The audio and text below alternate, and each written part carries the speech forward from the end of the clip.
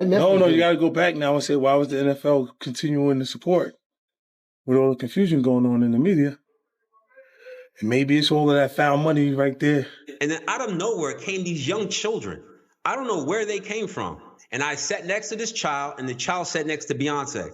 So I hear B say something about, I'm not gonna lie, after we found out why Beyonce made a lot of the songs that she did and for what reasons, I'm not shocked one bit to find out that JayZ is allegedly listed in the Epstein file. What if the most powerful couple in music history is about to get exposed, not by a journalist, not by a courtroom, but by a man who has literally never backed down from a single fight in his life? Because 50 Cent isn't just stirring the pot right now. According to multiple reports, he might actually be holding a lit match over the entire Carter empire, and Beyonce allegedly just gave him a reason to use it. By now, most people have at least heard the surface-level version of this story. JayZ's name has reportedly surfaced in connection with the Epstein files. A woman has come forward claiming she woke up inside Epstein's mansion, and she alleges, not proven in any court of law, that JayZ and Harvey Weinstein were both in that room. Now, to be completely clear, those are disputed allegations. JayZ has denied them. Nothing has been proven. But the moment that story started circulating online, 50 Cent was already in motion. He reportedly jumped on social media and posted something to the effect of, "Damn, they got your man Jay in the Epstein files. I got to do a doc on this." And that right there should have been the Carters' first warning sign, because that's not a man who's bluffing. But here's where it gets genuinely messy. According to a source reportedly close to the situation, Beyonce allegedly had her legal team contact 50 Cent directly with a warning to stop posting about JayZ and Epstein. Now, if you know literally anything about 50 Cent, you already know exactly how that played out. Because that man does not respond to threats. He responds to threats by getting louder, and sure enough, the moment word got out that Beyonce allegedly sent lawyers after him, 50 doubled down immediately. He posted a cryptic message hinting that Beyonce might want to seriously reconsider her next move. He even shared an AI-generated clip of himself and wrote in the caption, "I smell beef and popcorn." Classic 50. Absolutely classic. And that's the moment people stopped asking just about JayZ and started asking about Beyonce. Because here's something the mainstream press was not rushing to cover.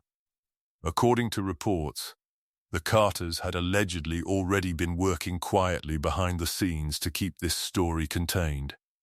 Major outlets, TMZ, People, US Weekly, Complex, Billboard reportedly never went near it, and it's been alleged that even the Shade Room quietly deleted their post about Jay being named in those files.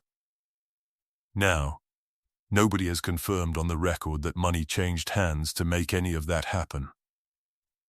But when you observe that level of coordinated silence across that many major platforms at the same time, people notice. And the internet absolutely noticed. So the Carters may have genuinely believed this was going to fade, but they clearly miscalculated one man. Because this is the same person who reportedly built an entire documentary on Diddy and surfaced things that most people had never even heard of, with very little initial inside access. If 50 Cent could do that, then a lot of people online are now asking whether the Carters are truly in any position to stop him from doing the exact same thing to them. But here's the part that cuts even deeper than a documentary threat. Because way before any Epstein connection ever entered this conversation, there were already people coming forward with uncomfortable stories, specifically about Beyonce. And one of the most disturbing accounts came from former NFL player Larry Johnson. I did a Rockaware photo shoot in Colorado, and I think it was during the winter time of 06 or 07. And Naomi Campbell was there, actress Jamie King was there, Jay was there, B was there, and he rented this house. And we were supposed to do this rap party for this photo shoot. We rented this house, and we were watching LeBron play. And after the game, it had to have been like 10 or 11 o'clock. So we getting ready to party. Mind you, it's all adults. There was a 13-year-old or a 14-year-old teenage Latin girl that was there, and I think she had to leave because she had school and she had to do homework, but she brought her mother with her. So it was no funny business going on, which I could respect that. So when 11 o'clock hit, we turned on the music, we started drinking, and then out of nowhere came these young children. I don't know where they came from. For a rap party at 11 o'clock at night, drinking loud music and us dancing wild. Like, I don't know where these kids came from. And then I happened to sit down because I was dancing with one of the assistants. And I sat next to this child, and the child sat next to Beyonce. So I hear B say something about, doesn't this look sexy, or isn't this sexy? And in my mind, and mind you, I'm not awakened as I'm awakened now. So in my mind, I'm like, what did she just say? And then I didn't pay no attention to it. And then, you know, obviously the liquor took hold of me and I had to leave. So I said bye to everybody and left. But those kids remained. I don't know if those kids were from the photo shoot themselves, but the fact that these kids came around adults during drinking hours or partying hours was already alarming to me. According to Johnson, and to be direct, this is his personal account. His allegation, unverified and unproven. He claims that back around 2006 or 2007, he attended what was billed as a late-night rap party at a house the Carters had rented in Colorado. He says it was a photo shoot event, adults only, music going, drinks flowing, but then, reportedly around 11 p.m., children suddenly appeared at this party, and according to Johnson, no one could clearly explain where they had come from or why they were there at that hour. He says he sat down near one of those children. The child sat next to Beyonce, and he claims he heard Beyonce make a comment about the child that he found deeply unsettling, something along the lines of calling the child or the scene sexy. Johnson has said he didn't fully process what he heard in the moment, eventually left, but that those children were still present when he walked out the door. Now let's be precise. Those are Johnson's claims. They are allegations. Beyonce has not been charged with any offense in connection with this account. Nothing has been proven. But the reason this story is resurfacing right now, in this specific moment, is because of a pattern of similar stories. And patterns are what make people stop and look twice. Because it does not stop with Larry Johnson. Back in 2018, Beyonce's former drummer, Kimberly Thompson, publicly accused Beyonce of allegedly practicing what she personally described as extreme witchcraft. And it wasn't just a social media post. Thompson reportedly went as far as filing for a restraining order against Beyonce based on these claims. She alleged it had been going on for years, that she had been deliberately manipulated, that alleged spells had been used to interfere with her relationships, her career, her personal life, in very specific ways. This has been going on since 2006, and it's just been getting worse and worse and worse. And for a very long time, I put this person on a pedestal. I loved them. I'd send emails, publicly, happy birthday and all this stuff. And the entire time, this person was casting spells and manipulating me and controlling my job situations, my relationships, just all kinds. Now, plenty of people at the time dismissed Kimberly Thompson entirely. But here's the thing that's hard to ignore. She was not the last insider to come forward with these kinds of claims. Not even close.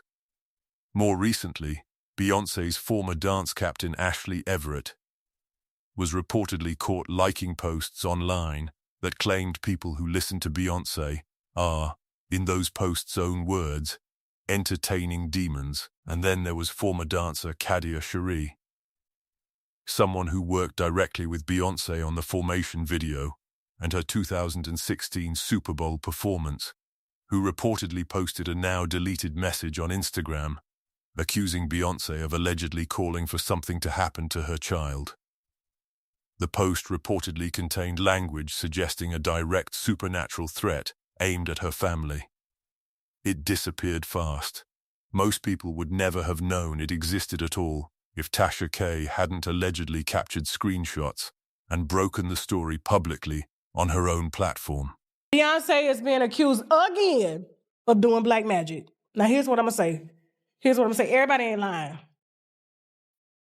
I spent probably a week doing research on all the people that they were connected with, and all of them are connected to some sort of black magic, some sort of witchery. Okay? This is an ex-dancer of hers, and now we remember the ex-drummer that came out, and we call her crazy too. We got the interview of the drummer. Y'all remember her? And she was saying that Beyonce was using witchcraft and all that stuff, and it always comes out around the time when she getting ready to cipher for a new album. I know Beyonce's a witch. I saw the Lemonade visuals. I saw it. I said, this is dark. Now, and this matters, these are all allegations. They're claims from individuals who may have personal grievances. None of this has been proven in a court of law. None of it has resulted in criminal charges against Beyonce.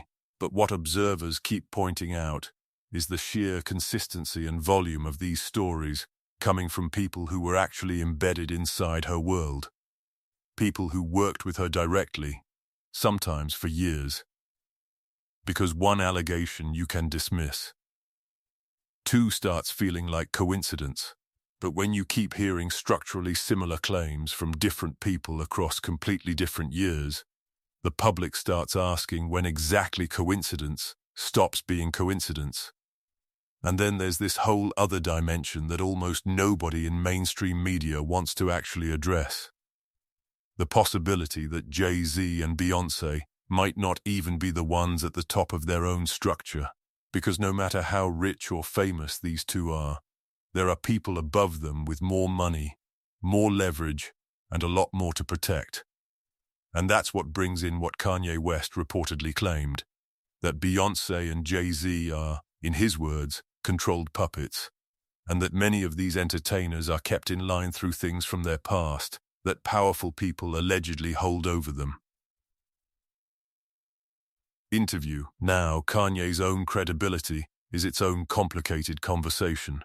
But the idea he was pointing at, that high-profile entertainers are leveraged and managed through alleged past involvement in things they can't afford to have surfaced, isn't pure conspiracy. It's actually a framework that explains very cleanly why so many of these stories get buried so efficiently, and why mainstream outlets with massive audiences consistently refuse to go near them. And that is precisely what makes 50 Cent the single biggest threat the Carters are facing right now. Because 50 Cent does not appear to be leveraged by anyone. He's made that abundantly clear through his own words and his own actions. And when he says he smells beef and popcorn, the people who watched what he did to Diddy's public standing over the last few years understand that that is not just noise. That is a man who researches, prepares, and then moves when he's actually ready. So here's where everything actually stands. JayZ's name has reportedly surfaced in connection with the Epstein files, allegations that are disputed, not proven in court, and denied by JayZ. Beyonce allegedly attempted to use legal pressure to silence 50 Cent, and that move reportedly backfired badly. Multiple former insiders have made a range of disturbing and entirely unproven allegations about Beyonce over the years, from dark rituals to even more troubling claims, and every single one of those stories is now being recirculated in a single concentrated moment. And sitting above all of it is 50 Cent, openly hinting that he has enough material to build something serious. The Carter empire has weathered a lot. The elevator incident, the cheating, Lemonade, the boycotts, the contract disputes. But this has a different energy to it, because this isn't a tabloid cycle or a PR management situation. If 50 actually moves forward with a documentary, and if any of these alleged Epstein-adjacent connections become part of a serious investigative package, the Carters may be looking at something that money and media silence genuinely cannot contain. So tell me, do you think 50 Cent is actually going to build that documentary? Or is this all calculated social media pressure designed to see how the Carters respond? And what about Beyonce specifically? Do you believe she's someone who had no idea what was allegedly happening around her? Or does the consistency of these insider stories tell a different story entirely? Drop your real thoughts in the comments, because this is nowhere near over, and whoever moves next is going to change the entire direction of this. They could control Shaq. They could control Charles Barkley. They could control LeBron James. They could control JayZ and Beyonce. But not you, man. But they can't control me. No, You're out in Hollywood, a lot of people come up missing. Feels like it might be a lot of that in order to control, traumatize. They want to monetize and traumatize.